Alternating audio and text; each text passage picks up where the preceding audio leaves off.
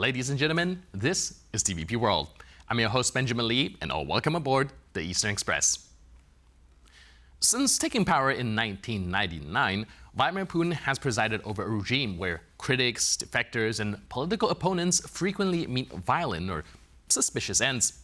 High-profile figures such as Alexander Litvinenko or Boris Nemtsov have been murdered or died under circumstances widely linked to the Kremlin. The recent killing of former Ukrainian parliamentary speaker Andriy Parubiy fits into this long-standing pattern of targeted assassinations that reinforce Putin's grip on power. So without further ado, let's take a look at our latest report to find out more.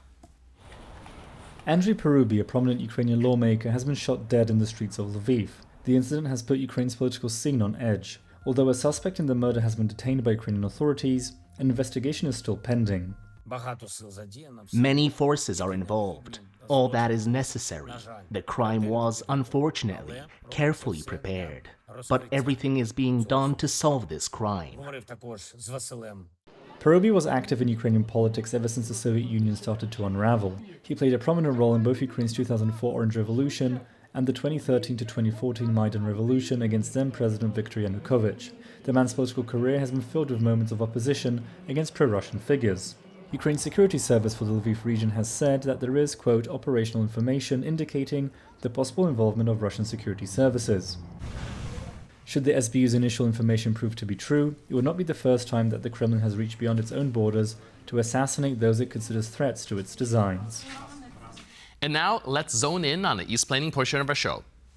Russia has a long history involving prominent government critics, oppositionists, and dissents dying or surviving attempts on their lives under mysterious circumstances.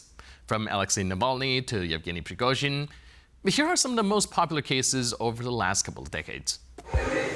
Perhaps the most prominent case of an outspoken critic of Vladimir Putin to suffer this fate is Alexei Navalny. After being arrested, sentenced, and sent to an Arctic penal colony in Russia, he died during captivity, with Russian authorities washing their hands clean of any direct involvement in his death. There have also been cases of attempted poisoning, such as the Skripal case from 2018 in the United Kingdom, showing how far Moscow's shadow can actually stretch. Sergei Skripal survived, but his case showed that the Kremlin would stop at nothing to get rid of those it finds uncomfortable. What's more, at a different point in time, Navalny himself had been poisoned under suspicious circumstances. There are cases where these poisoning attempts were successful. Alexander Litvinenko, a former FSB operative who back in the day was one of Putin's most prominent critics and enemies, died of polonium poisoning in London in 2006. A British investigation concluded that the murder was carried out by Russian intelligence, most likely on Putin's orders. And as the case of PMC Wagner leader Yevgeny Prigozhin showed, not even having been nicknamed Putin's chef was enough protection in the case of open rebellion. 2 months after his failed coup, the mercenary boss died in a mysterious plane crash near Moscow, alongside other senior Wagner officials. And now, let's take a look at the issue in greater detail. Andriy Parubiy is only the latest name on a growing list of political figures killed under suspicious circumstances linked to Vladimir Putin's Russia. Parubiy, former Speaker of Ukraine's parliament and a leader of both the Orange Revolution and the Maidan protests, was gunned down in Lviv on August 30th. Police say the killer disguised himself as a courier, tracked Parubiy's movements, and fired 8 shots in broad daylight. Ukrainian intelligence services suspect Russian involvement. The detained suspect even admitted to being in contact with Russian representatives before the attack. Now, this isn't new since Putin came to power in 1999. Critics and opponents have been assassinated or, again, died mysteriously across Russia and abroad. Investigative journalist Anna Politkovskaya was murdered in 2006, shot in her Moscow apartment building. Former FSB officer Alexander Litvinenko was poisoned with polonium in London at the same year, and a British court later concluded Putin likely approved the killing. In 2015, opposition leader Boris Nemtsov was shot near Kremlin. More recently, Alexei Navalny, the most prominent opposition figure, died in prison after surviving earlier poisonings linked to Russian security services. There are others.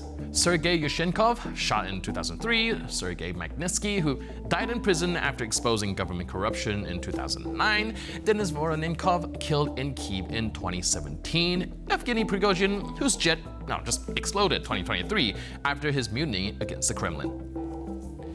The pattern is clear. Those who expose corruption, oppose wars in Chechnya, Georgia, Ukraine, or challenge Putin's rule are eliminated. Each case is officially denied, blamed on criminals or coincidence, but the consistency of the methods, poison, bullets, stage accidents, show a system at work. Parubi's murder fits directly into that system. Whatever the Kremlin says, Putin's record speaks for itself. Political dissent in his shadow is dangerous, often deadly. And now we're moving on to the Eastern News Flash, a series of all the other stories from the East that you don't want to miss. Independent Russian media outlet says that Russia's army recruits are increasingly more often older and less capable men. Reports show that volunteer fighters aged 45 and above now make up half of new recruits in Moscow. Russia's army is currently experiencing an influx of older contract soldiers who are seen by their peers and commanders as detrimental to the country's war effort in Ukraine, Vyoska claims, citing anonymous sources within the Russian military and parliament.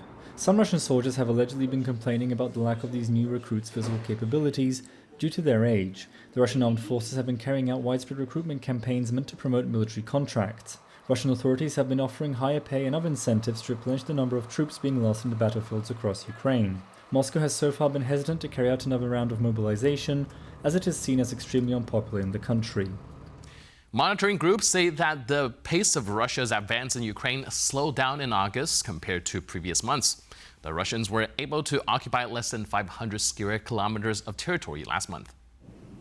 Reports about Russia's slowing advance come amid claims that Ukrainian forces have been able to gradually push Russian troops back in some parts of the Donetsk region. As of August, the Russians occupy around 19% of Ukraine's territory, the same amount that they held in October 2022, just before Ukraine's armies were able to liberate large swaths of the Kherson region.